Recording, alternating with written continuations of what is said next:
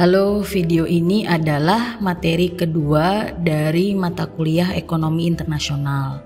Pada video sebelumnya kita sudah membahas bahwa ekonomi internasional itu terdiri atas dua cabang, yaitu perdagangan internasional dan keuangan internasional.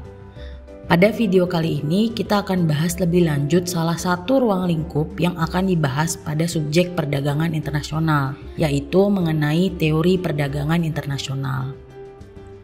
Jadi teori itu sebetulnya konsep ya, atau model. Tahu model kan? Model itu adalah tiruan dari barang atau kondisi yang nyata. Model teori perdagangan ini menirukan atau mensimulasikan interaksi antara dua negara. Tujuannya apa? Ada 3 tujuan dari teori perdagangan internasional. Yang pertama, menjelaskan manfaat dari perdagangan atau yang pada video sebelumnya kita sebut gains from trade. Yang kedua, teori perdagangan internasional itu berusaha untuk menjelaskan pola perdagangan atau trade patterns. Dan yang ketiga, teori ini juga ingin menjelaskan dampak dari intervensi kebijakan perdagangan atau trade policy. Nah, teori perdagangan ini secara umum dapat dibagi menjadi 2. Yang pertama teori klasik dan yang kedua adalah teori modern. Teori klasik ini mulai berkembang sejak abad ke-16 hingga abad ke-19.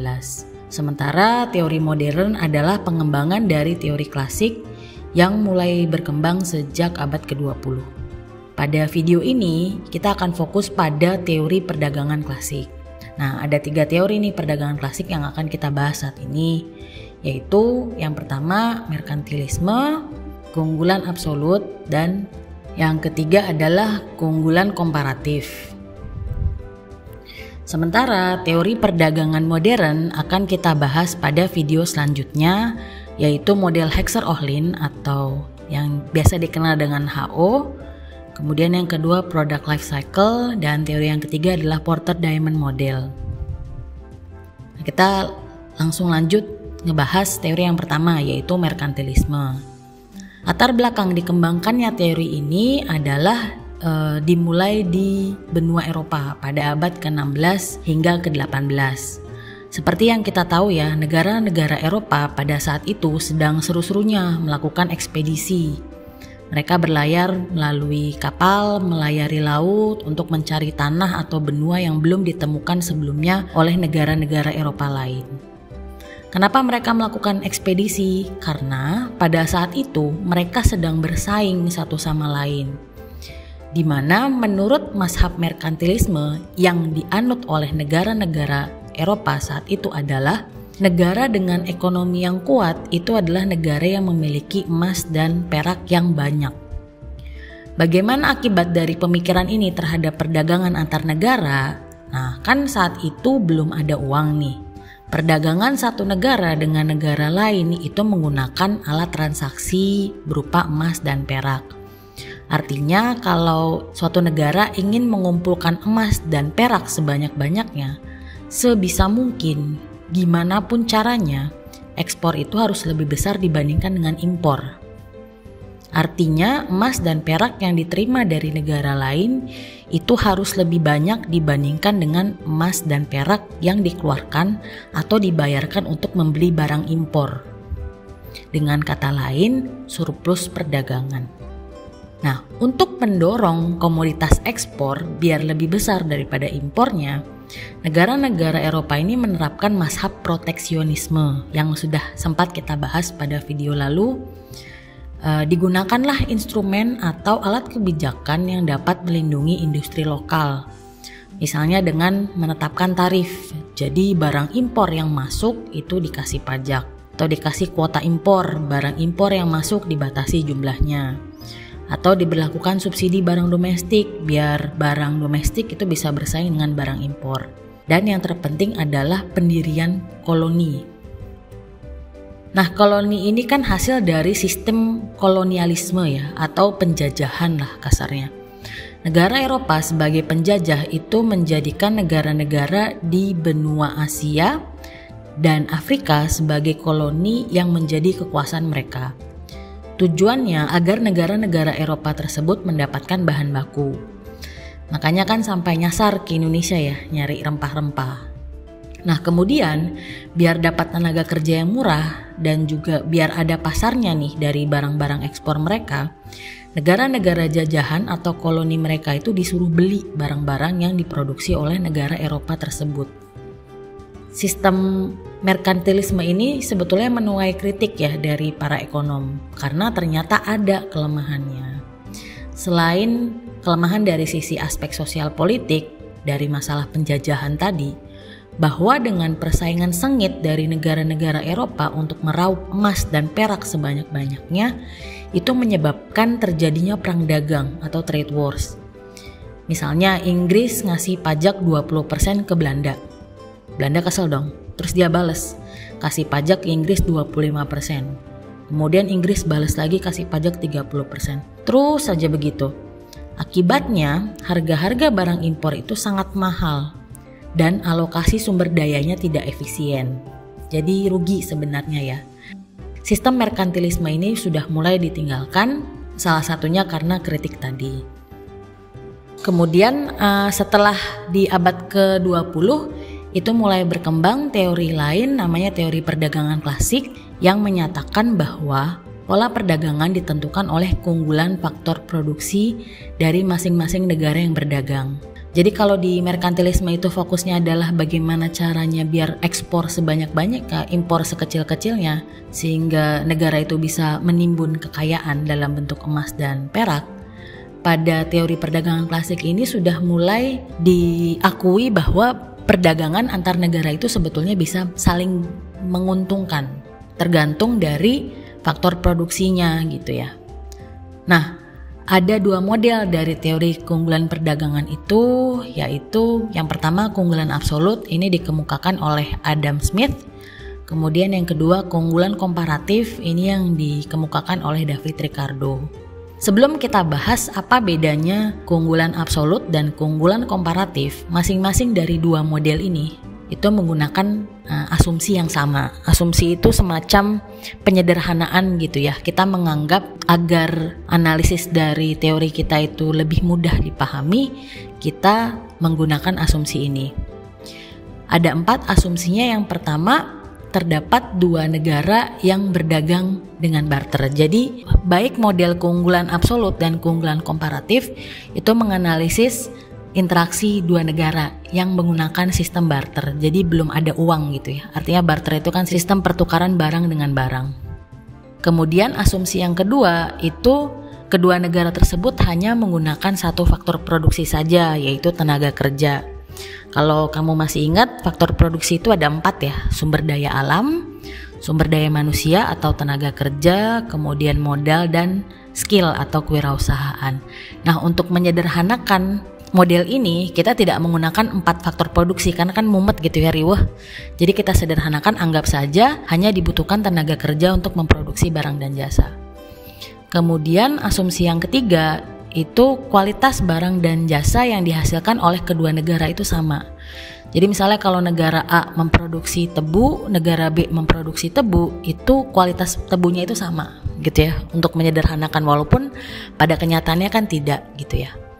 Kemudian penyederhanaan yang keempat itu kita asumsikan bahwa tidak ada biaya transportasi atau biaya transaksi lainnya. Jadi murni bahwa hasil dari perdagangan itu adalah pertukaran barang dan jasa yang dilakukan oleh kedua negara. Kita mulai dari keunggulan absolut. Keunggulan absolut ini berangkat dari pemikiran bahwa setiap negara itu memiliki sumber daya yang berbeda, sehingga kemampuan produksi barang dan jasanya juga berbeda. Menurut teori keunggulan absolut dari Adam Smith, perdagangan antara dua negara dapat terjadi jika satu negara dapat memproduksi barang dan jasa lebih banyak dengan faktor produksi yang sama.